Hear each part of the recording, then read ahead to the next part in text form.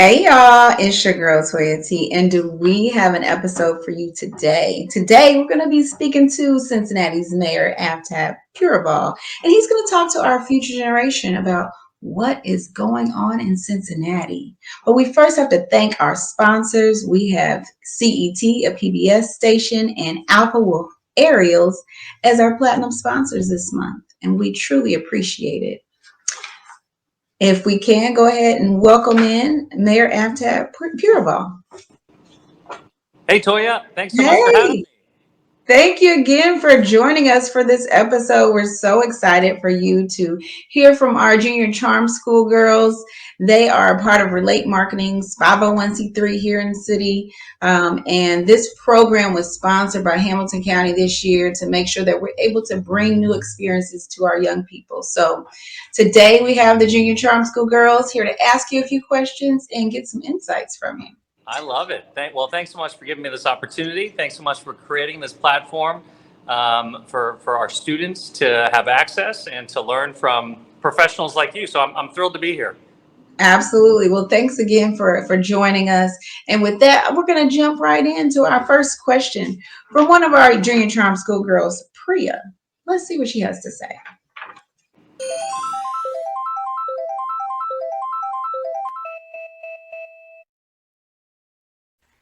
Good evening, Mayor Aftab. What inspired you to get involved with the city government? What a great question, Priya. Thanks so much for asking. I never really, while I dreamed of having an impact in my community, I never really thought politics or public service was available to me because when I was growing up in the 80s and the 90s and the early 2000s, there weren't a lot of people who looked like me in leadership, government, elected positions. And so while it was a passion of mine, an interest of mine, a hobby, I never really thought that frankly a brown guy named Aftab could run and win in the state of Ohio. And so I was much more not interested, but I was much more focused on my legal career, on being a lawyer. And then, President Obama burst onto the scene. And he's a historic figure for our country as the first black president. But what I really personally identified with President Obama is that he's our first president with a ethnic name. And he Mm, inspired me to believe that no matter where you're from or what your name is, if you are committed to serving your community and lifting up others, you too have an opportunity to serve.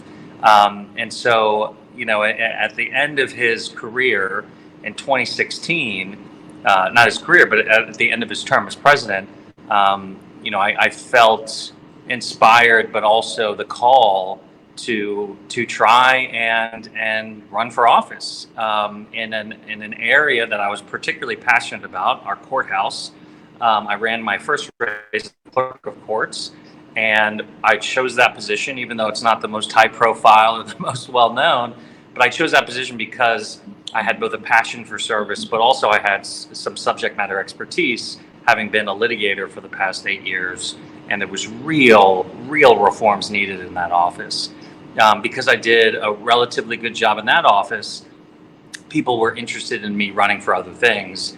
And in 2021, a lot of people kind of call me the accidental mayor because running for mayor wasn't necessarily on my radar.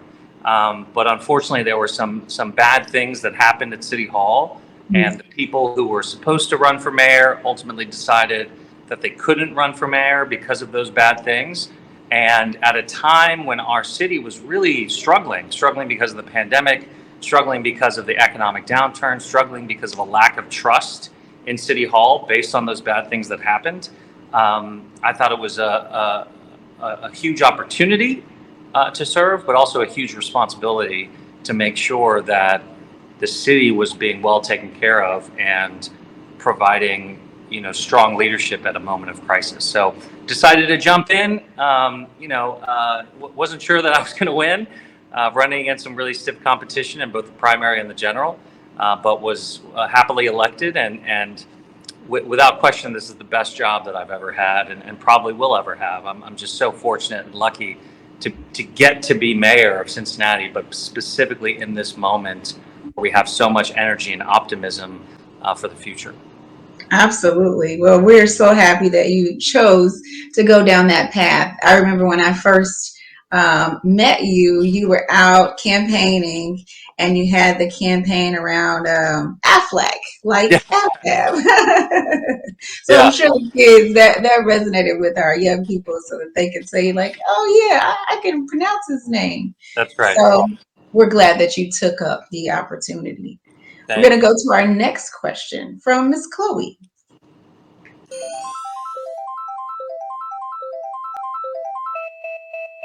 What do you enjoy the most about being the mayor? Toya, I had trouble hearing Miss Chloe. Can you repeat the question for me? Miss Chloe said, what do you enjoy most about being the mayor? Oh, there's so many amazing things about being the mayor. So many just fun and kind of once in a lifetime opportunities. But without quite, and when I'm being mayor is hard. There's no doubt. Gun violence, poverty, trauma is challenging to deal with, particularly almost on a daily basis. And the responsibility, um, the opportunity is also sometimes a burden, and it Right. can weigh on you. But when I'm feeling down or less energized, when I just kind of need a pick me up, I always love going to a CPS elementary school. And my favorite thing is to go in and just hang out with the kids, maybe read to them. Last time I was there, I was helping with a standardized test, showing off my I think fifth grade math skills.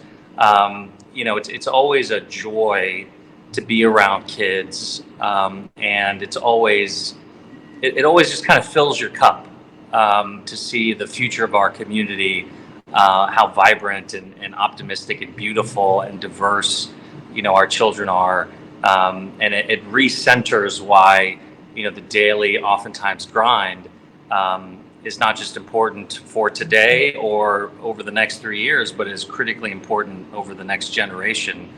Because those are the most important things that we're fighting for our kids. So I just love opportunities to get into the schools and hang out with the kids and just listen to them about what they're dreaming about or what they're worried about, and trying to give them a sense of government that isn't boring or inaccessible, but that is what it truly is, which is just normal everyday people trying to make a difference. And Mhm.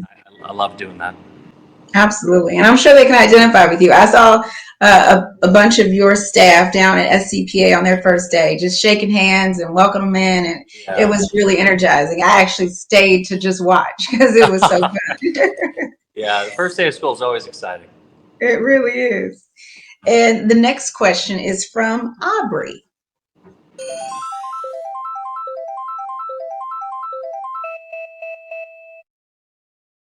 What is one thing you wish people knew about Cincinnati?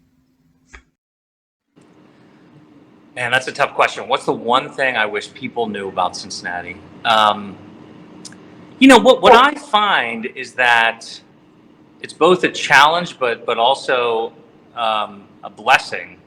Is that when people think about, well, people don't really think about Cincinnati. Like, we don't, we don't have a national brand. I mean, obviously, look, no disrespect to the Bengals and the Reds, Cincinnati.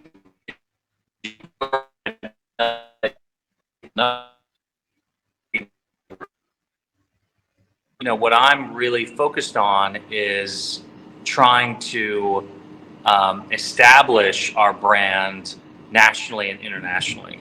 And when I think about what is the one thing that sets us apart from other cities, there's so many things that set us apart. But what I often come back to is our history of our commitment to racial equity. And don't get me wrong, we have made massive mistakes. There has been systemic racism that has existed in Cincinnati from the beginning. But the truth is, in addition to that, Cincinnati was the front door to freedom along the Underground Railroad. We are an important location for Harriet Beecher Stowe. we have absolutely made mistakes in the past as it relates to displacement and redlining and so many other systemic racism, but we are eyes wide open about it. And from those racist past decisions, we are trying to use resources now in order to overcome those intentionally placed hurdles and build a brighter and more equitable Cincinnati.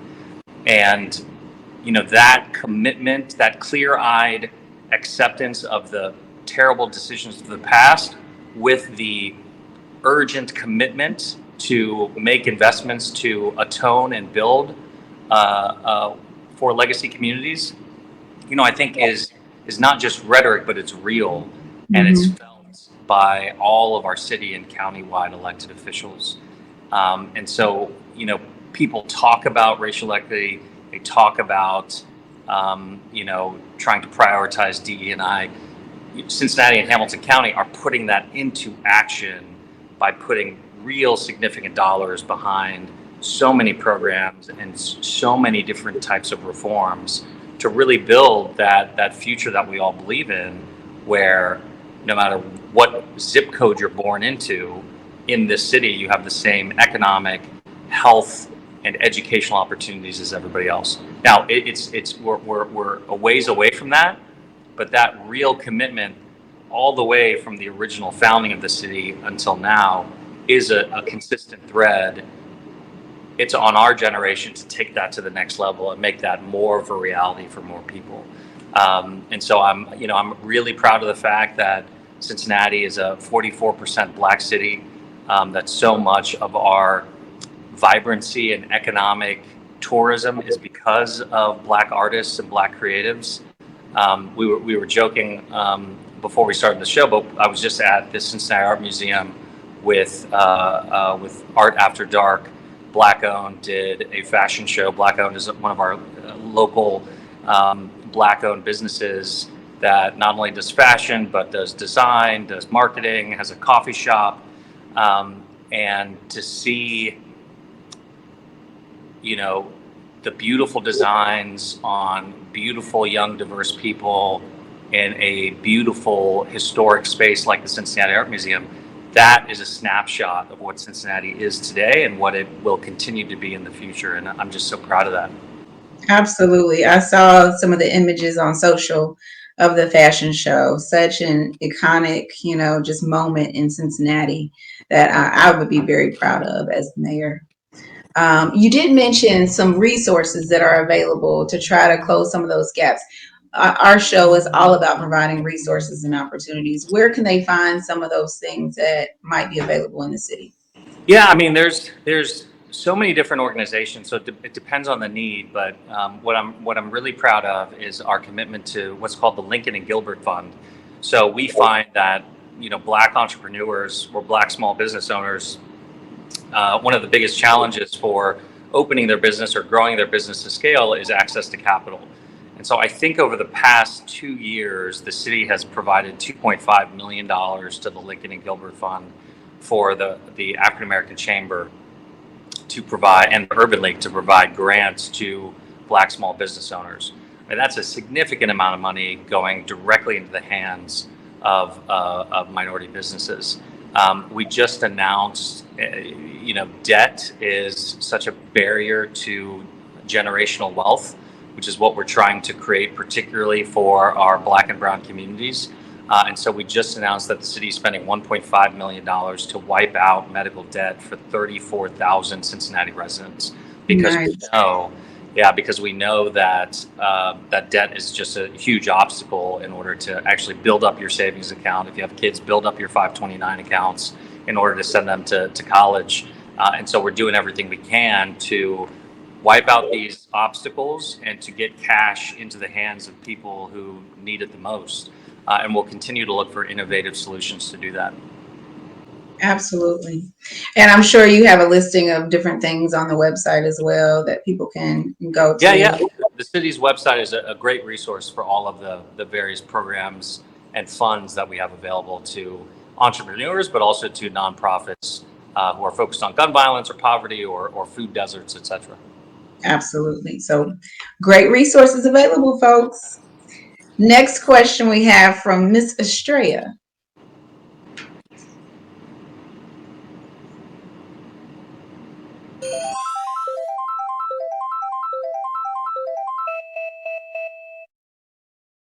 Mayor, what do you do to make a city more fun?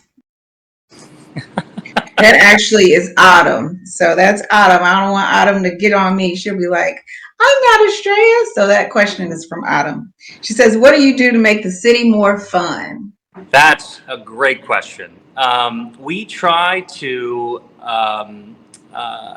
support as many events as we can, both big events and also small events. The city is a huge partner, financial and logistical partner, in order to bring Blink, the largest digital projection public art festival in the country, back to Cincinnati. It's coming back this year. This is a totally free event. You just walk around the urban core and you see all of our murals brought to life with digital animation and graphics. It's just one of the jewels in the crown of the Queen City. We try to create infrastructure and opportunities to bring acts like Taylor Swift, or Beyonce and Jay-Z came a few years ago for their On the Run tour. Obviously we support our professional sports teams, the Bengals, the Reds, and FC Cincinnati. But we also provide support for smaller organizations and smaller events that are looking to expand. We've been talking with Black Family Reunion about supporting their efforts.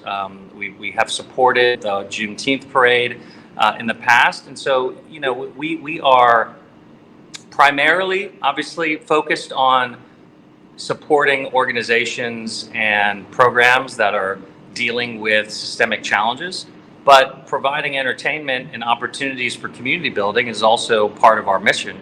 And so we try to support through direct grants, but also through just permitting and police resources where we can. But it is very important to me to make sure that people of all ages have opportunities to have a good time, whether it's from our rec centers or our public pools, our incredible park system. We take great pride in the fact that we're trying to create a city where people aren't just working and living, but having a good time as well. Yes, and I've driven past you on the little red bike out on 7th Street a couple times. I'm like, look at him just out here riding around. I'm trying to stay active. I'm oftentimes behind the desk all day, so anytime I can build up a little sweat. I'm looking forward to it. Absolutely. Well, you're doing a good job of making the city more fun. And Blink is obviously one of the most notable events in Cincinnati. I had the pleasure of working with the Cincinnati Chamber really closely with Blink. So always good to see Great. that coming around. Next question up is from Miss Estrella.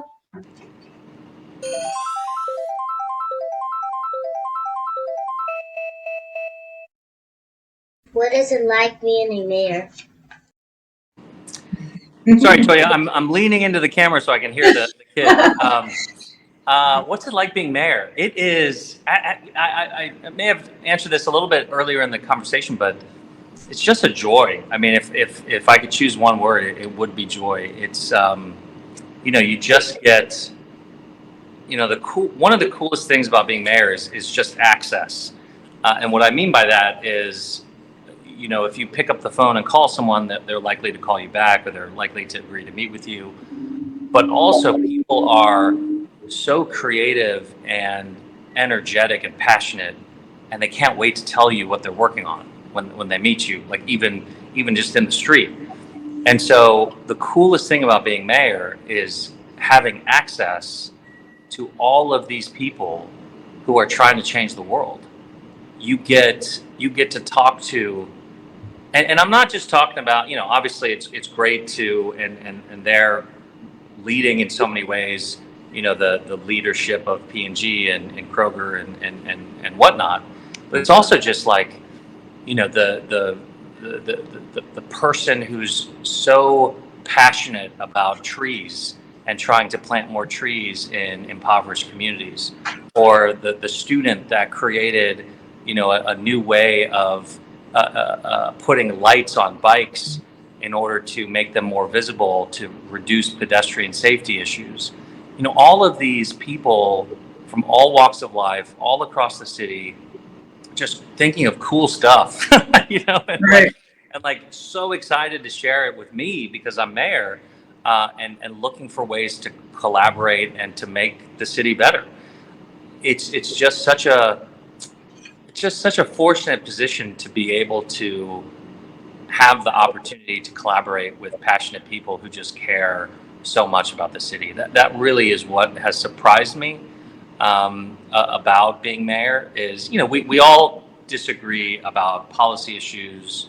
I'm sure we have different Right. opinions about where to spend money, but to a person, when they meet with me, there are no ulterior motives for the most part. They just want the city to be better. We may Right. disagree on how you get there, but that collective passion, that collective civic pride, it's a blessing. It really is a blessing to have this role. Now, I will say I'm very happy that I only get 2 terms. I am tired all the time. Not Right. mostly because I have a 4-year-old and a 2-year-old, but it's an Right. all-consuming job. There's no days off. There's if something, a crisis happens any time of day, on any day, you're on. It's a real toll on the family life, but the pros certainly cons. Yes. Well, there definitely is ups and downs, right, with anything. So it's nice that you do have the joy that comes with the job. That's We right. did offer an extension, an invitation to JD Vance, so you let him know that we got Mayor Aftab to step in and talk I've to our never youth. I've never met him, so I may not be the best messenger, but hopefully he shows up. Fingers crossed. Yes. So we have our next question is from Miss Payton.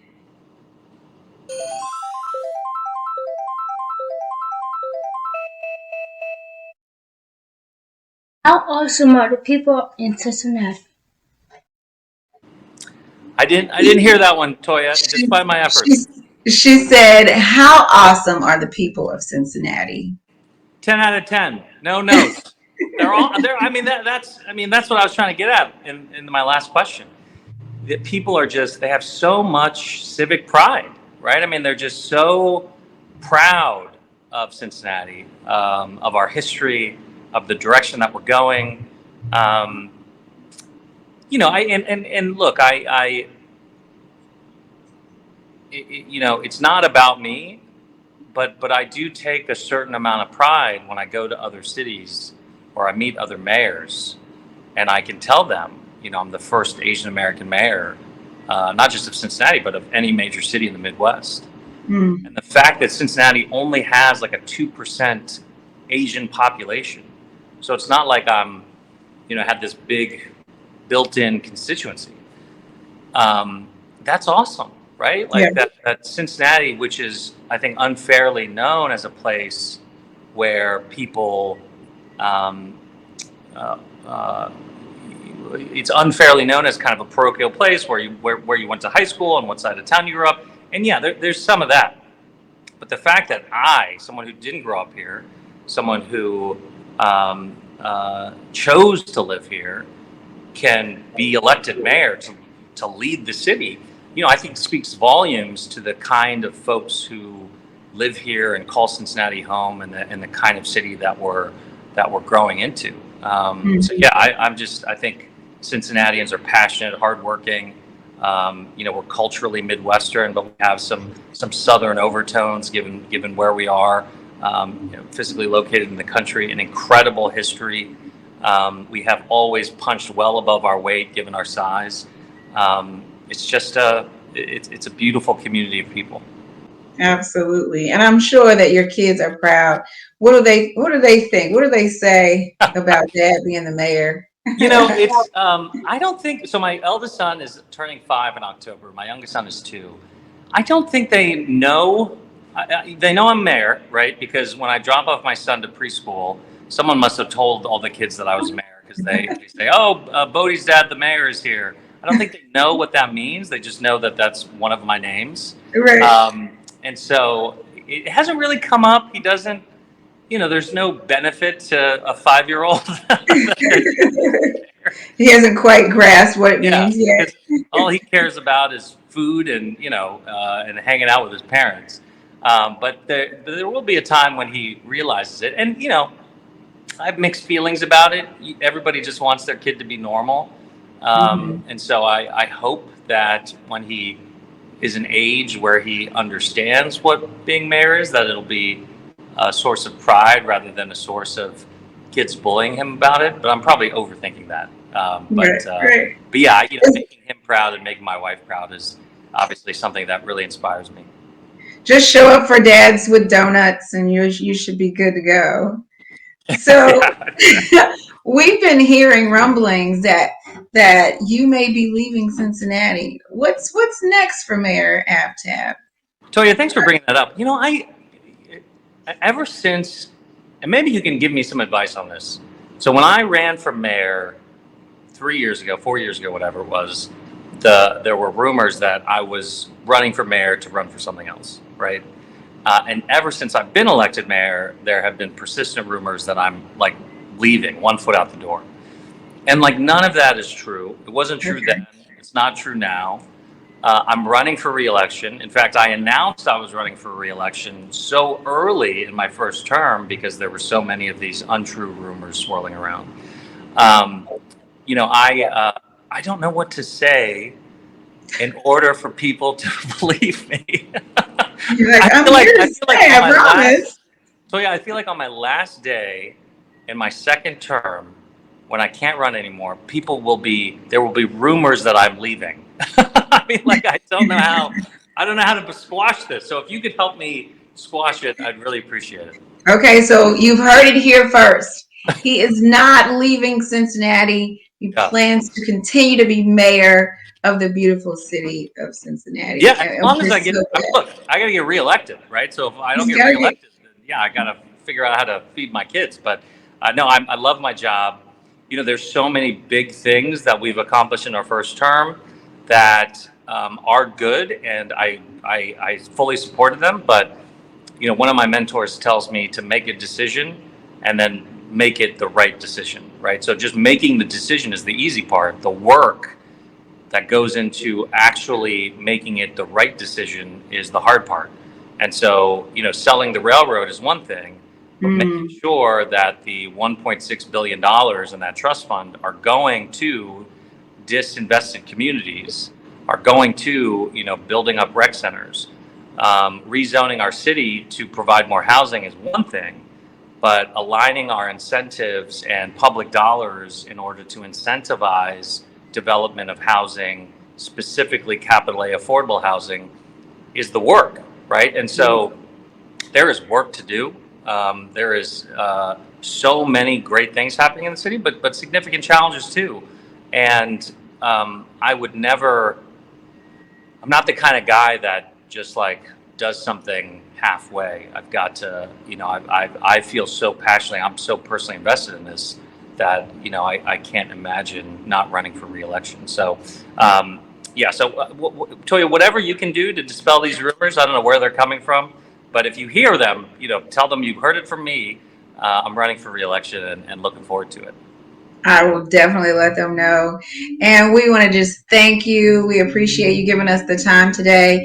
Do you have any parting words for our children of tomorrow? Anything that you want them to know that will inspire them or motivate them? Whatever you'd like to leave with parting words. Yeah, I guess what I would tell them is what I tell my kids, which is you are loved. No matter what, we are proud of you no matter what, and that will never change. There are so many people in this community, whether they're your parents or your friends or complete strangers, that love you and want you to succeed. And there are so many people that you've never met and will never meet that are trying to create opportunities for you to do just that. So it at times may feel lonely being a kid, or it may feel like you're invisible. But believe me when I say you matter, you're important, you're loved, and I cannot wait to see the extraordinary things you're going to do. Absolutely. Well, thank you again. With that, we're going to go ahead and thank our sponsors. Thanks so much, Mayor Aftab. Thanks, guys. Today's episode of The Plug is sponsored by the following companies. At the platinum level, we have Alpha Wolf Aerials. Alpha Wolf Aerials offers unparalleled aerial photography, videography, inspection, and search and rescue services. Elevate your perspective with their cutting-edge technology and commitment to excellence, ensuring high-quality results for all your aerial needs. Connect with them on Instagram at alpha_wolf_aerials and discover the difference with Alpha Wolf Aerials, mastering the sky, leading the pack. Also at the platinum level, we have CET, a PBS station. CET is your home for the arts in Greater Cincinnati. At the gold level, we have When Tomorrow Never Comes. When Tomorrow Never Comes is a self-help book written to help people overcome childhood trauma and walk into their purpose. You can find When Tomorrow Never Comes on Amazon. Take the first step on your healing journey and purchase your copy today. At the silver level, we have Idea Cincinnati. Idea Cincinnati is a growing community school that prepares students to become champions for a better self, school, and society through the pursuit of a college-going, career, and technical education experience. Idea Cincinnati is enrolling now for the students in grades K through 9 for the 2024 and 2025 school year. One mission, 2 locations in Price Hill and Woodlawn/Lincoln Heights. Call or text 513-376-2821 for more information today. And last but certainly not least, at the bronze level, we have Next Generation Youth Academy. Next Generation Youth Academy is now enrolling children ages newborn to 12 years old. If you are looking for a safe and educational center for your children, call 513-417-8767. The Plug thanks all of our sponsors for helping us keep you connected.